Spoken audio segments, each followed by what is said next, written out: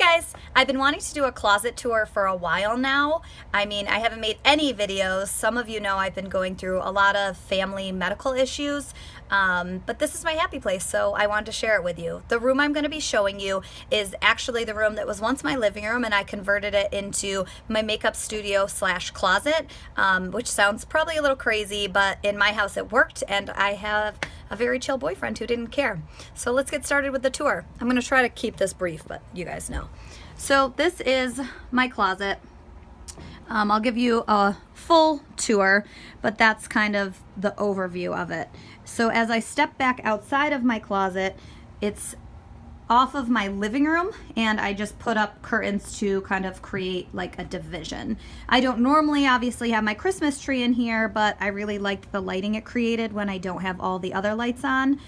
In the center, I will eventually have a countertop I would like to be able to draw or fold laundry at. I just didn't get there yet.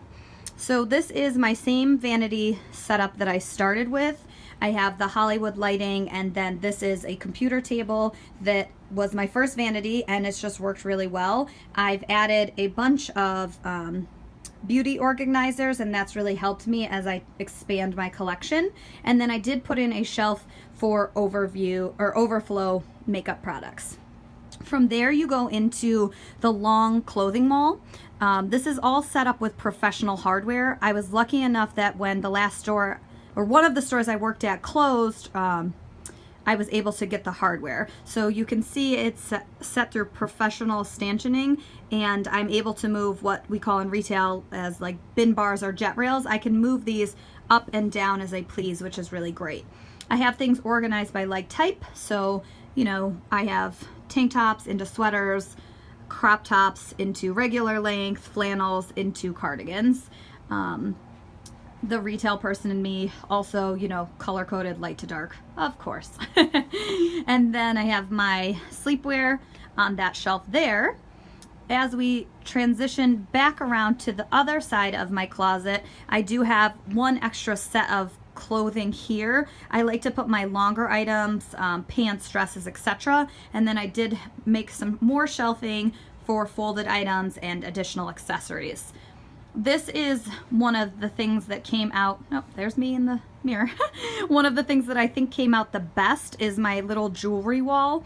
I got this vintage cabinet, and I put a lot of my beauty packaging in it. I was really happy to be able to do that because, as you girls know, we throw so much of it away, and the packaging is beautiful. I'm very into vintage finds or thrifting that you can transition into different things. My mom got me this jewelry spinner at a garage sale.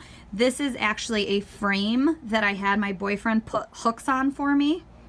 The mirror is also vintage. It was really cool. I met the people and they were like, "This was my mother's, please take care of it." And I was like, "Girl, I'm gonna love it forever." So I just like things that have energy or history and have a story. This organizer was from TJ Maxx, and it's actually been working out great. I got it on clearance for like $3. I have my glasses. I'm obsessed with glasses. I have a ever-growing collection. And then this spinner, which is not the most attractive looking thing, but I got this at a garage sale for maybe $10. And I don't know, it was like a store that closed, but these racks all spin around. So I'm able to sort items by type, because, you know, as any female can tell you, you know, I own 300 pairs of underwear and 500 bras and socks, so I can organize it by type, and that's been really handy. This over here is just cheap Walmart bookcases. I did put a backing on them. I don't know if you can see like inside there. I actually glued fabric to the back of them before I put them together, just to try to make them look a little bit nicer than they would come without. Again, just kind of overflow items here, and then some additional, like I have my jeans there. This little wall here, I did some sandals. This is kind of transitional. It might be boots, it might be sandals. And then this is my big shoe wall, made again with the same hardware as the hanging clothes, and I just put shelves onto it. So I have my shoes organized again by color and type, and I did leave an extra bin bar at the bottom so I could organize my hangers. So that is the full closet.